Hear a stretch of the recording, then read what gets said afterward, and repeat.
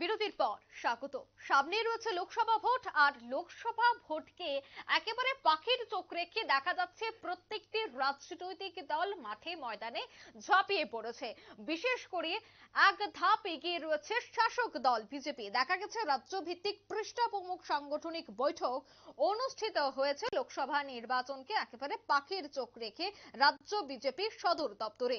গত 7ই জানুয়ারি 3 জনের একটি কমিটি গঠিত হয় পৃষ্ঠপ্রমুখদের একত্রিত করে সাংগঠনিক কাজে নিয়োজিত করার উদ্দেশ্যে। যে কমিটির দায়িত্ব দেওয়া হয়েছে সুবল ভৌমিকের হাতে। তিনি সাংগঠনিক 10টি জেলাতেই পৃষ্ঠপ্রমুখদের নিয়ে বৈঠকের শেষে আজ বিভিন্ন জেলার পৃষ্ঠপ্রমুখ ইনচার্জদের নিয়ে এই বৈঠক অনুষ্ঠিত করেন।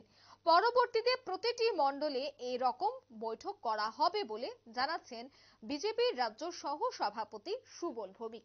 তিনি কি বলছেন আজকের এই সভা থেকে শুনুন। আজকে রাজ্যভিত্তিক পৃষ্ঠপ্রমুখ সাংগঠনিক বৈঠক। পৃষ্ঠপ্রমুখ এটা নতুন কিছু নয়, 2016 সাল থেকে ধীরে ধীরে কাজ শুরু হয়েছে এবং 2017 সালে আমরা সারা রাজ্যে তখনকার সময় প্রায় 37,000 পৃষ্ঠপ্রমুখ আমরা তাদেরকে আই কার্ডও দিয়েছি।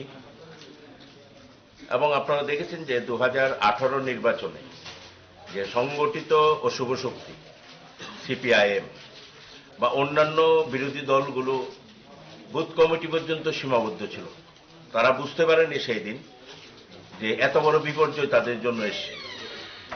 এবং সেই 2018 সালে সেই দিন পৃষ্ঠপ্রমুখদের নেতৃত্বেই এই রাজ্যে পরিবর্তন সম্ভব হয়েছিল।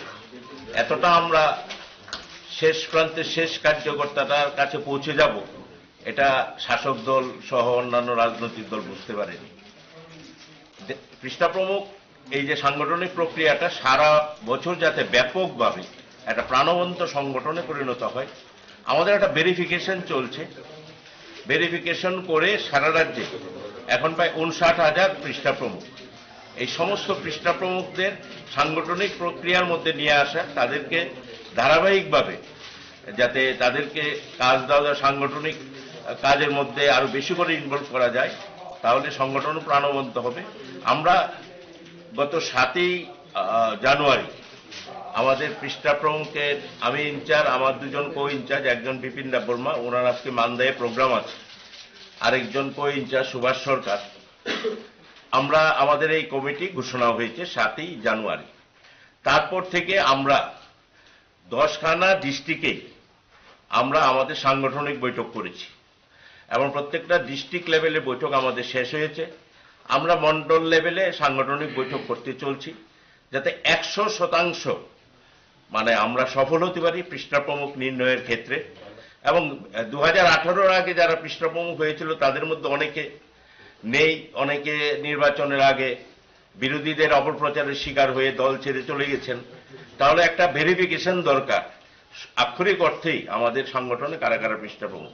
সেই ক্ষেত্রে আজকে আমাদের রাজ্য ভিত্তিক পৃষ্ঠপ্রমুখ সাংগঠনিক বৈঠকে আমাদের নেত্রী, প্রদেশের নেত্রী আমাদের পাপিয়া দত্তা সহসভাপতি এবং আমাদের বিধানসভা চিফ হুইপ কল্যাণী রায়, আমার কো ইনচার্জ সুভাষ সরকার এবং আমাদের সমস্ত মন্ডল এবং জেলায় যারা ইনচার্জের দায়িত্বে আছেন সবাই আজকে এখানে অংশগ্রহণ করছেন।